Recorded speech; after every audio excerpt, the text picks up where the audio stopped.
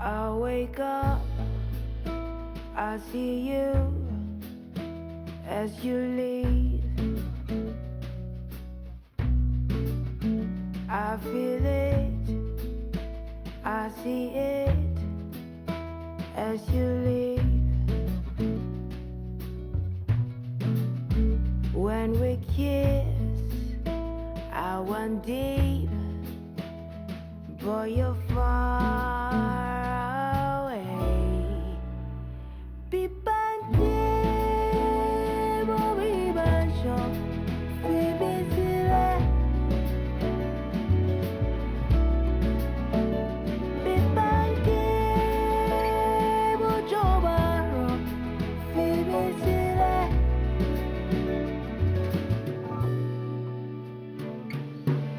You used to be my everything, treated me like I was a queen. What spell did it cast on me? Or was it a make-believe? Say, girl, never get my bad habits, keeping up appearances, so you could notice. Even when you suddenly picked the things and left the keys, that was crazy.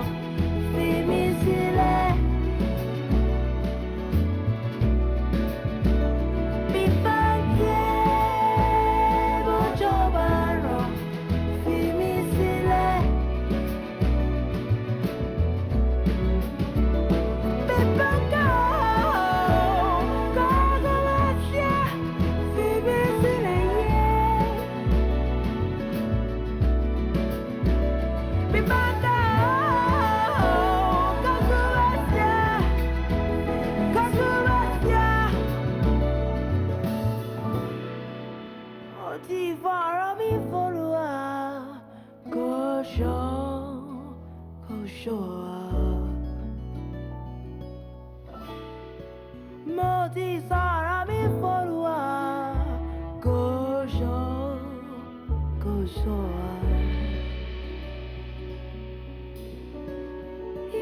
이원이가 샤샤 이원이가 샤샤 이원이가 샤샤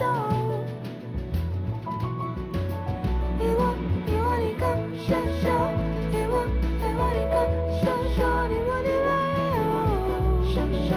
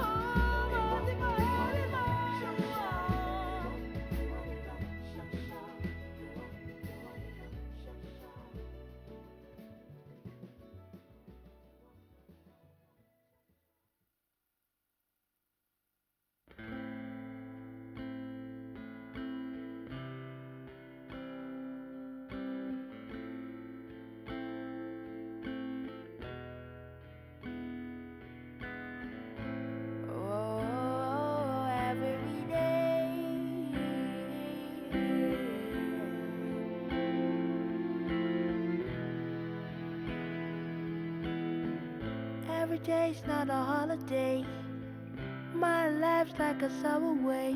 Oh, I know this love don't last.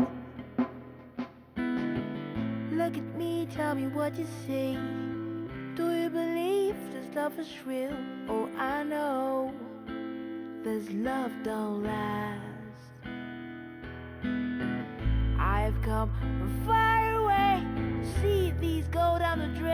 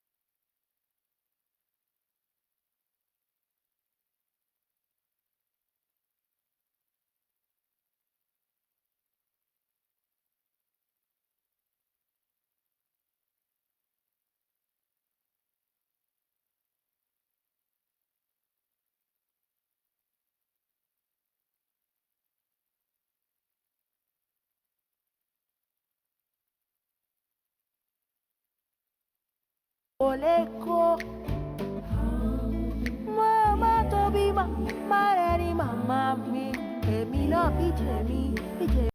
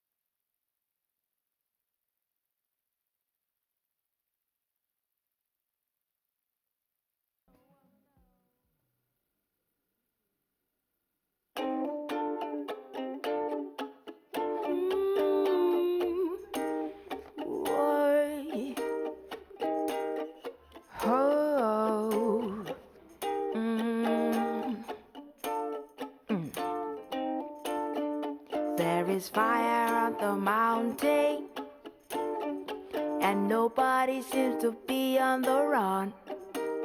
Oh, there is fire on the mountain top, and no one is running. I wake up in the morning, tell you what I see on my TV screen. I see the blood of an innocent child, and everybody's watching. Now I'm looking out my window, and what do I see? I see an army of a soldier man marching across the street. Hey. Thank you, ED. And it's good to see the Honorable Minister is still with us at this present time. If I may just ask her for a favor, please move to the front because we're about to have a presentation. There's a lot of people at the back and a lot of empty seats at the front. So before we get to our next item, please just move a level or two up so we can fill up the front seats.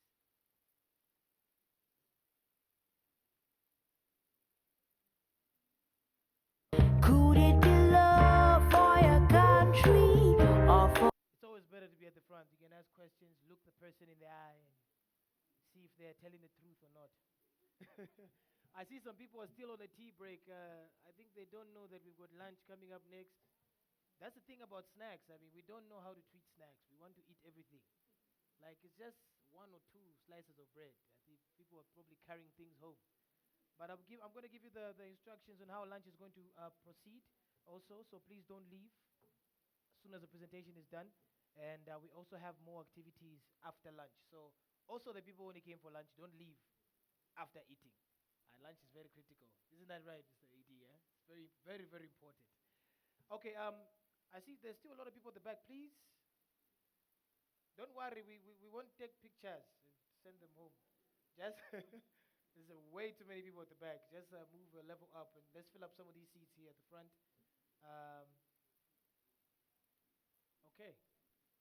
Well, I guess that's good enough to go. All right, now we're going to move to the next part of the program. I know we're slightly delayed, but the next gentleman who's coming up was just announced as the brand ambassador of the ICT Summit. Please help me welcome to the stage. I see you already clapping before me. Executive Director, can't wait to get started. Okay. Please help me welcome to the stage Dr. Stanley Shanapinda. I see Stanley is a very, very important name. Maybe my son will be named Stanley. Hey, can join the government one day. All right, Aziz is going to be presenting on the topic, making digital transformation work for the people. Please, another round of applause.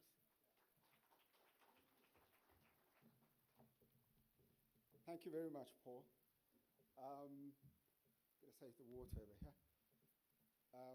It's a bit of it's a little surreal to see Paul up here. I feel like I've been replaced. That sort of thing used to be my gig back in the day, a million years ago. Now I'm hitting my 40s, and they're not naughty yet, but this type of thing keeps me sane and on the go. Thanks very much, Paul, for the introduction. Thanks again for inviting me back on the stage. I stand by the protocol as was established earlier in the day, and with your permission, Honourable Minister, allow me to continue. Great, the presentation is up.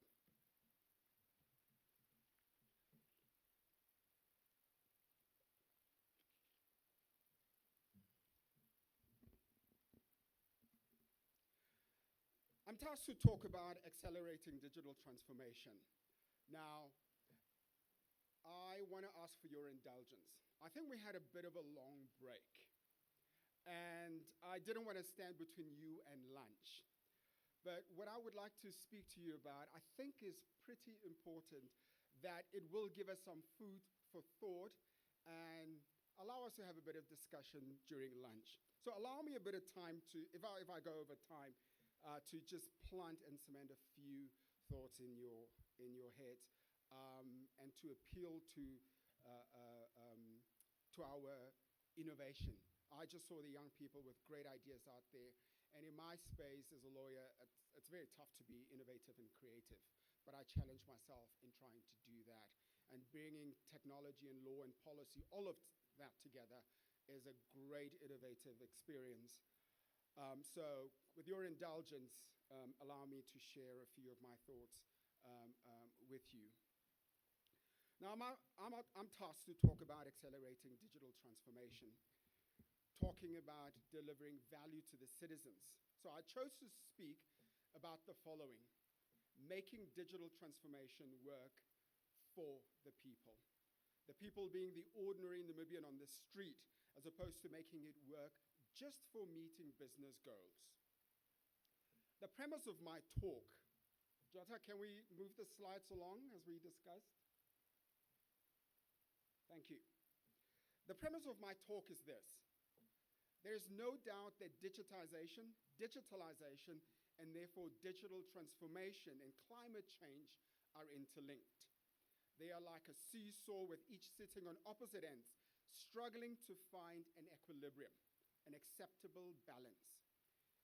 A balance between addressing youth unemployment on one hand and using digital transformation to secure ourselves better against climate change effects. I'm sorry to do this, but can we move the slides along as we discussed?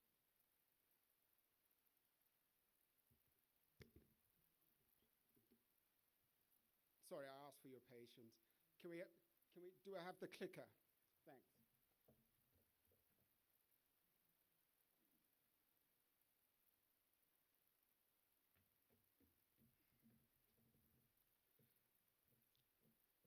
A balance between addressing youth unemployment on the one hand and using digital transformation to secure ourselves better against climate change effects, such as droughts and boreholes that are running dry for use in the agricultural sector.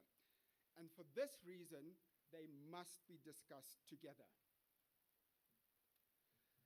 Digital transformation, when it started out, was about solving business problems, right? By automating business processes to keep profits high. Digital transformation is preceded by digitization. That is the technical conversion, adopting technology. For example, going paperless. Then comes digitalization. That's automating the business process. The effect created by digitization and digitalization is what is referred to as digital transformation. It is the resulting effect, the outcome from having digitized. For example, by using enterprise resource planning to automate back office functions. It is a manifestation of a desired goal. For example, business savings, increased productivity, increased sales, increased revenue, and profits. So, how does digital transformation manifest itself in the form of the greater public good when it comes to public service delivery? Digital transformation is the application of digital technologies to fundamentally impact all aspects of business and society. Transformation is the act of making a substantive change, such as solving a particular societal problem. So, if we wanted to prevent corruption, we want to reduce or remove individual discretion when it comes to assessments and approval processes. So the process is automated, it's locked, it's audited, and the result speaks for itself. No backhand deals. That is something we can do in our procurement processes. Digitization, in other words, automated decision making can cut out corruption. It minimizes human interaction and leaves a digital trail for assessments of jobs, grants, payments, and the list is endless. Now, I would like to focus on two pressing and relevant challenges.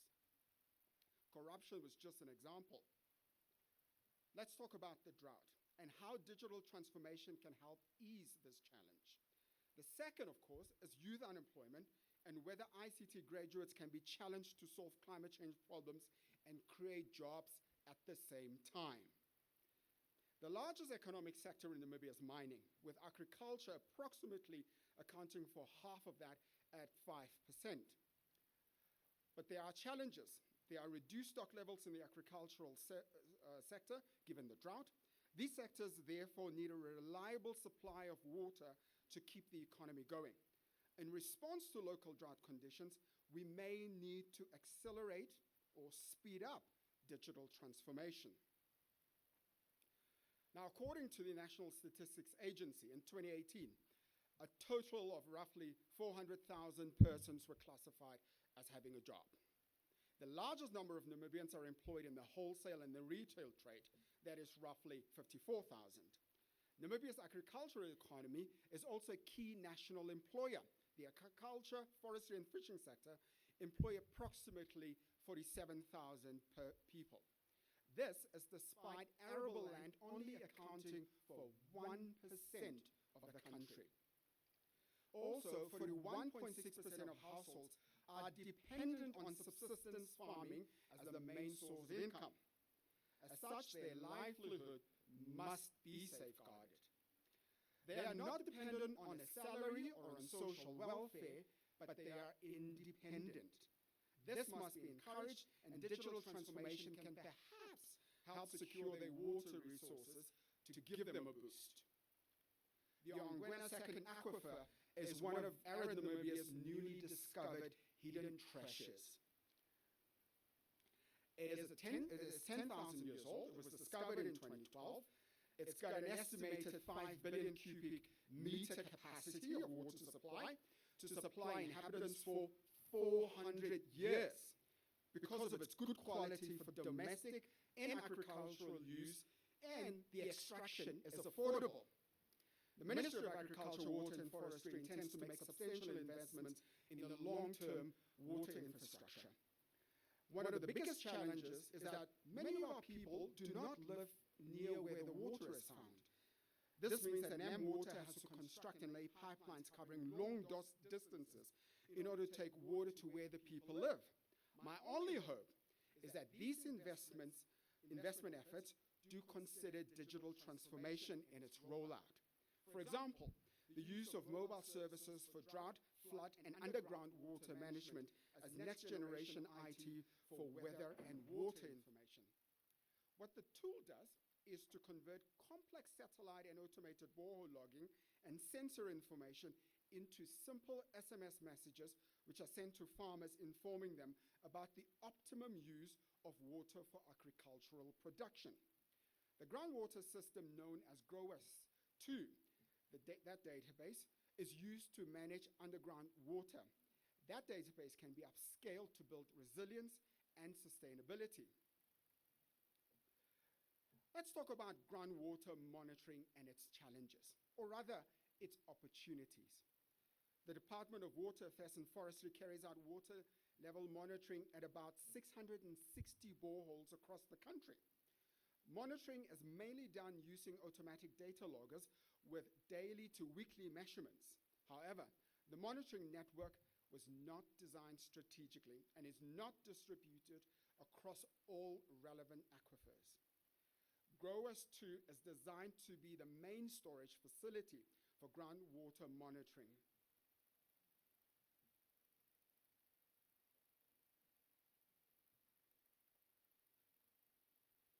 The data is residing in the database server in the local network. The GROWAS-2 client application is installed on the client computers. It does not seem to be a cloud-based database using automated processing to manage and not in real time. Despite GROWAS-2, it seems aquifer over-abstraction is the norm. Over-abstraction happens when the amount of water that is taken out is greater than the amount of water falling as rain to replace it. Now, this occurs regularly in dry periods, and naturally so, and it results in water restrictions. But the problem is made worse by a lack of real-time monitoring and management. It is uncoordinated. There seems to be little planning that is based on future development plans. The GROWAS-2 database is therefore not quite digitalization, and is definitely not digital transformation. The processes are not well coordinated just yet. Now, in addition to drilling more boreholes in the Windhoek aquifer system, as the city of Windhoek has done, and drilling at the Ohangwena 2 aquifer, and connecting those existing pipelines, there's a way we can use existing water resources in a more efficient manner. Digital transformation in the water management services is about hardware, software, on-site communications and services, smart water meter solutions, and the rest of the intelligent water utility network. Avoid costly leaks and save money for bulk water users and minimize customer meter readings. The city of Windhoek seems to have issues with water leakage, and individuals are required to keep logs. Digital transformation in water management is about reducing water waste and managing the use of it effectively, resulting in sustainable use. Once that happens, we know we've achieved digital transformation. This can be enabled by real-time cloud-based water metering logging, a wireless network. This can be integrated to existing smart meters. Digital transformation, of course, relies on and assumes hyperconnectivity in broadband mobile communications that are both affordable and ubiquitous. Newly fully integrated smart meters can also be installed to bulk water consumers like hospitals, office buildings, universities, etc. These installations can be made on piping infrastructure as well to reduce leaks during the transmission of the water across kilometers. We would be digitizing and digitalizing how much water we use, how much water is wasted, and predict how much water we have left to use. Above it all, it informs us of the usage patterns and gives us business intelligence data to help manage the water reserves. The data is collected, aggregated, and visualized in graphs, and reports are generated. The raw data is also available, which can be mined to research other innovations and to be applied for other good faith purposes. The user interface will display the results we're looking for. There should be a real-time management center for every drop of water, and every drop is accounted for. This type of meticulous and precise water management is what we are called to do to ensure sustainability for future generations. We can plan and make evidence-based decisions. It is informed and enlightened from the insights gained. This is going to require a concerted effort, planning, political will, and above it all, investment. The transformation is the impact it will have on water management. We must be able to reduce wastage and save both water and money in the long term in a quantifiable manner and across the water distribution network from a suburban level all the way to the national level. We will be notified of critical events such as water leaks and increased water consumption trends. Throughout this process, we will use advanced data analytics technology. The savings made and sustainability outcomes will be documented and reported. The use of Water Group's IoT-based smart meter metering, a company in Australia, can result in water usage reduction by 10 to 25% with a 2 to 3 year payback. The town of Mururundi in Australia has no water since March this year. Yes, and water has to be trucked in. There's a town that absolutely ran out of water. So how could digital transformation have helped? A good case study is the town of Dubbo, where there is also a water crisis. Dubbo could run out of water next month. Those are the predictions. The Dubbo Regional Council is using pressure reduction valve monitoring to ensure water quality and prevent leaks. But even closer to home, we know what the crisis was like in Cape Town not too long ago. Now, this is how the Council of Dubbo described this particular solution that they're looking to roll out. It allows for monitoring of upstream and downstream pipeline pressures, as well as the logging of an associated flow meter, and therefore the proper PRV operation across Dubbo's water supply zones. The entire kit consists of one narrowband Internet of Things logger, two pressure sensors, and a connector to the flow meter. Due to its cloud-based nature and its connection to the ubiquitous narrowband IoT network operated by the telecommunications companies, the setup is a breeze. This is an example of a software as a service enterprise resource planning adoption, given the user interface. Now, as regards Namibia, it was interesting to find that a 2016 study by UNAM found that a lack of knowledge, cable compatibility issues, unreliable internet connectivity, and data security concerns were the main factors that led to SMEs being reluctant to adopt software as a service enterprise resource planning. By being reluctant to introduce ERP systems, these SMEs may potentially ward off future redundancies and job losses, perhaps. But digitization may lead to mid-skilled job losses that are routine with instructions and a series of steps being changed into algorithmic codes, and that automates the process. Larger corporations like the City of Windhoek or the Ministry of Agriculture may be keen to adopt ERP systems and for water management.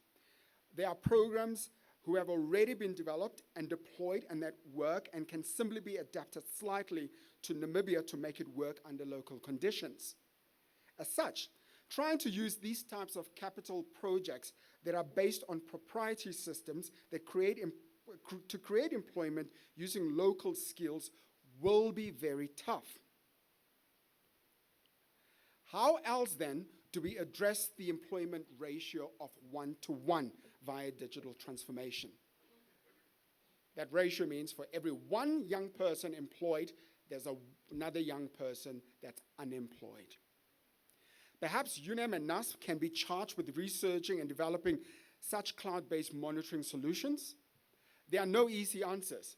The collection and analysis of the data is automated. The rollout and installation of the meters may create employment in the short term, but that will run dry. So what are we to do?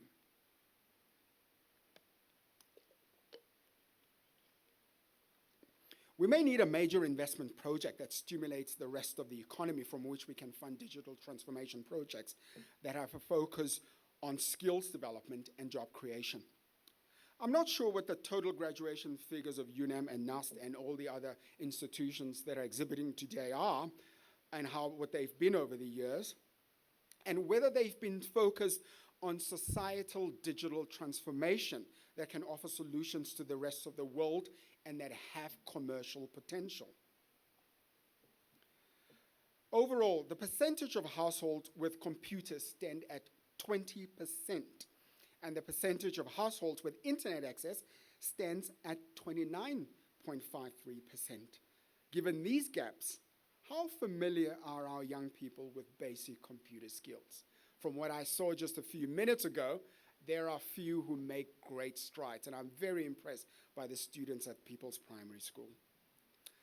I'm also not sure whether ICT graduates are trained in how to start and operate a business with their degree. Is a course like entrepreneurship for the computer scientists a course that is offered or should be considered as a core course? The point is this: we need to incorporate the business training into the university ICT degree with simulated or real-world exercises about operating the business, developing products, conducting market research, doing marketing and sales, and managing finances.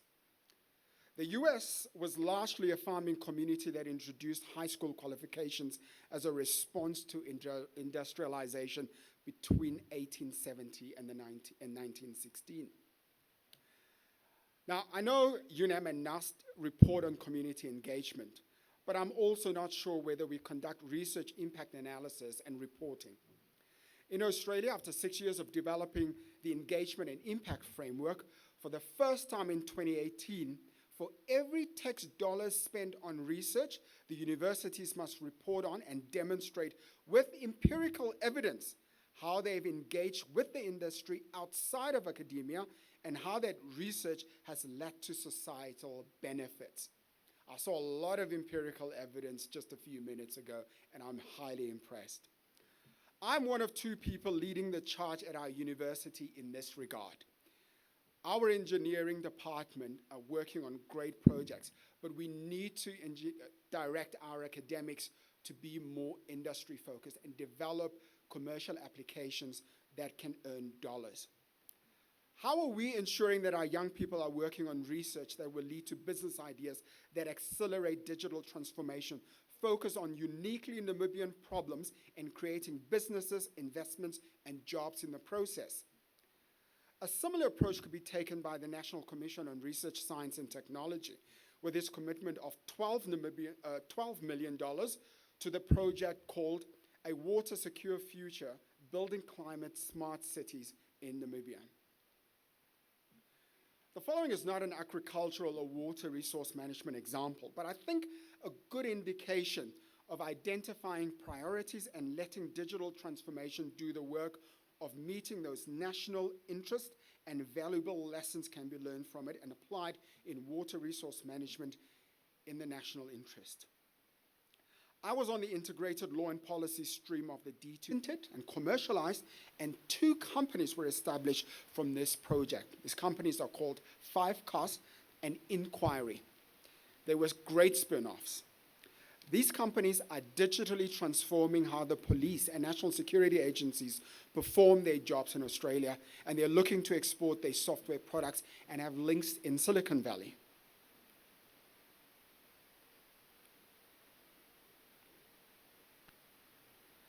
At the Optus La Trobe University Cybersecurity Research Hub, we run a master's and a bachelor's degree in cybersecurity. Our aim is to match our trained professionals with the exact skills required by industry. The main skill is innovative and critical thinking and problem solving. Our graduates must be able to demonstrate that to meet the skills deficit. Our program has only been running since 2018, so there's a lot of ground to cover. Australia has some of the most cybersecurity regulated environments in the world. This is no surprise given the unprecedented nature of cyber attacks experienced and that are attributed to nation states. News has just broken this morning that Victoria, the state I live in, is a hotspot for cyber incidents. I designed and introduced the cybersecurity governance subject.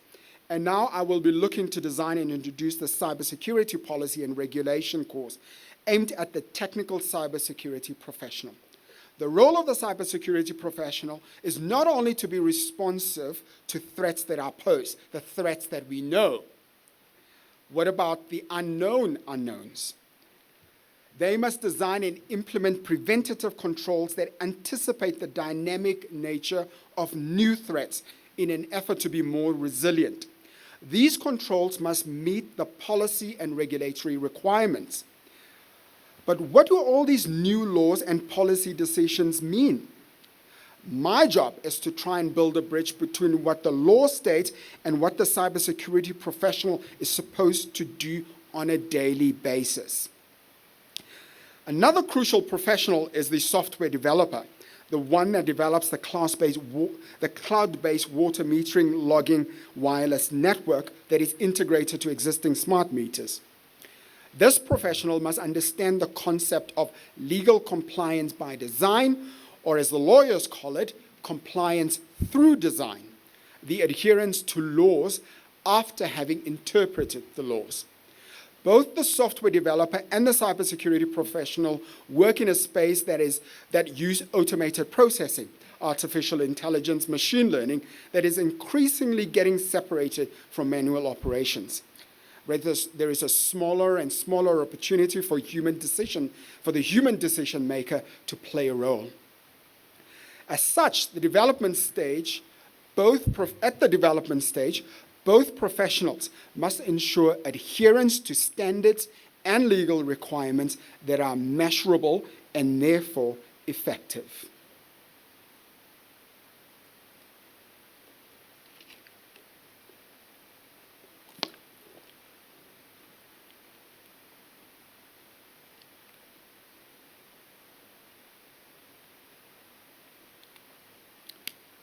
Okay, not being very effective here.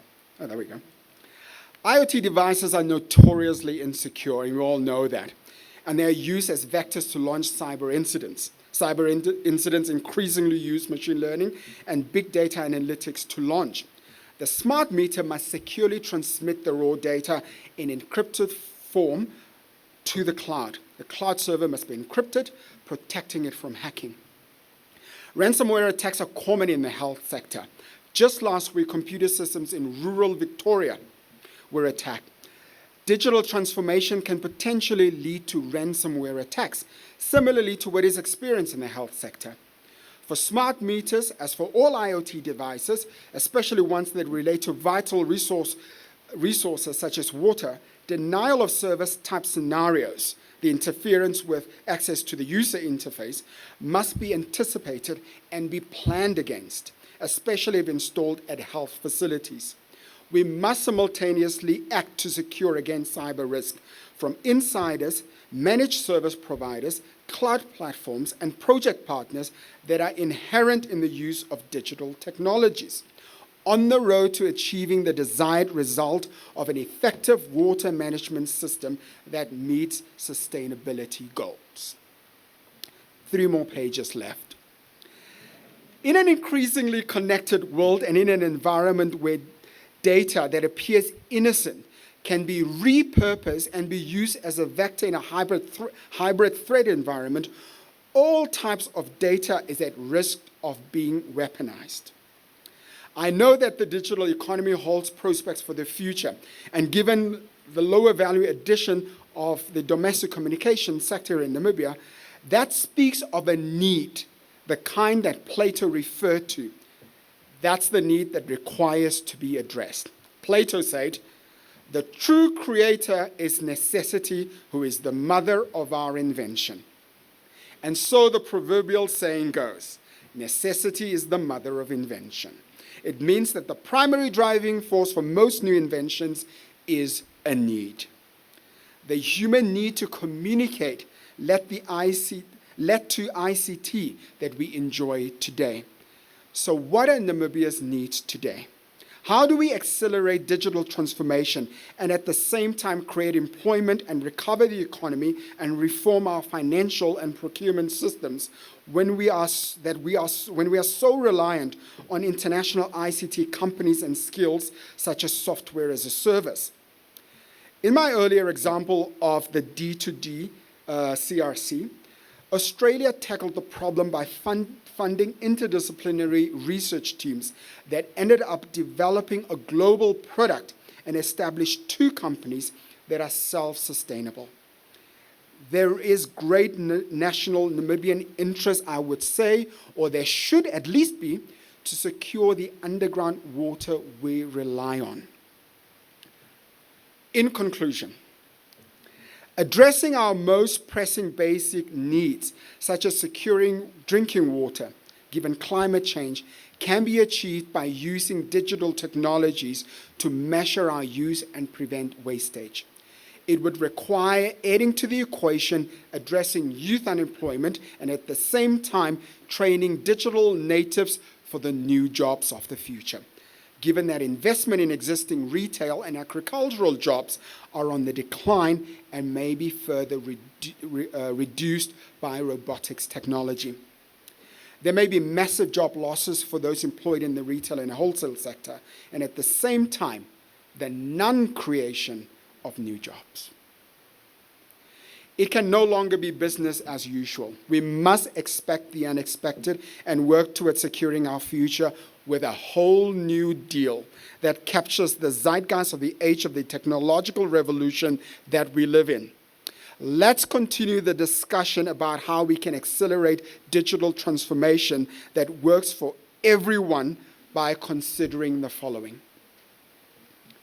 Passing appropriate and internationally benchmarked cybersecurity laws and policies that protect against cyber threats. Funding university research projects aimed at solving Namibia's pressing socioeconomic issues that will translate into sustainable businesses and create jobs, and introducing an impact assessment framework to make it work. enrolling, training, developing, and graduating more digital natives with internationally recognized postgraduate degrees, starting with early childhood development. The degree must literally be able to be accredited internationally. Developing clear and measurable key performance indicators for university researchers that are geared towards societal impact and enforcing such standards. And lastly, introducing entrepreneurship courses with simulated training incorporated into ICT graduate degrees, similar to in-service training for which many students struggle to get attachments. Students can, as part of their practical training, be required to register a real business for a stated period, which stated objective are the performance that will be measured and for which they must be mentored. Thank you for listening.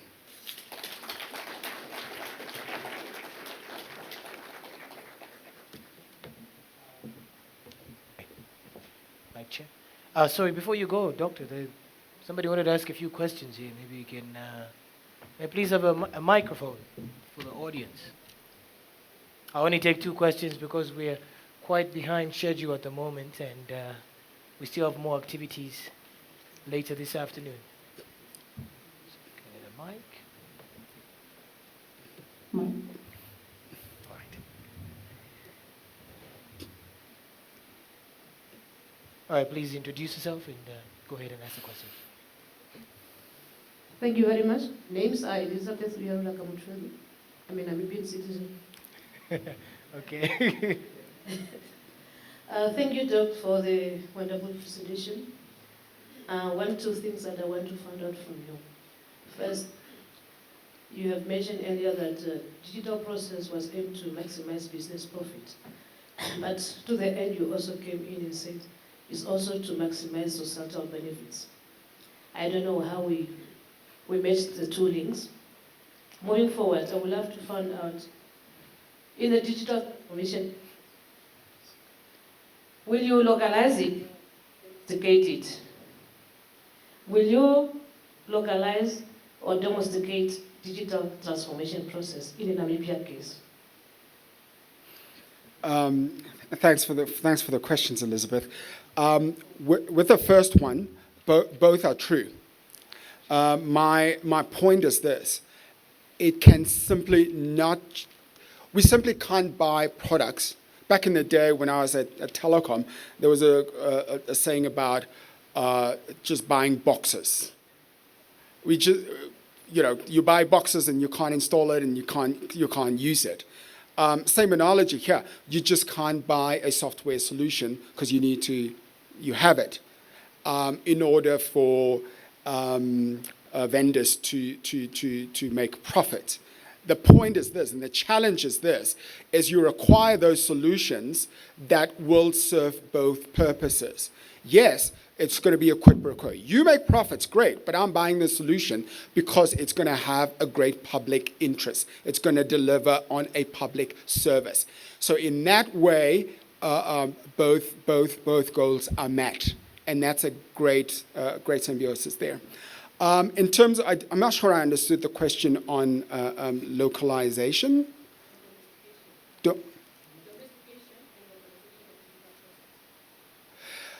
Oh, well. Oh, okay. Okay, that's a good one. But a tough one.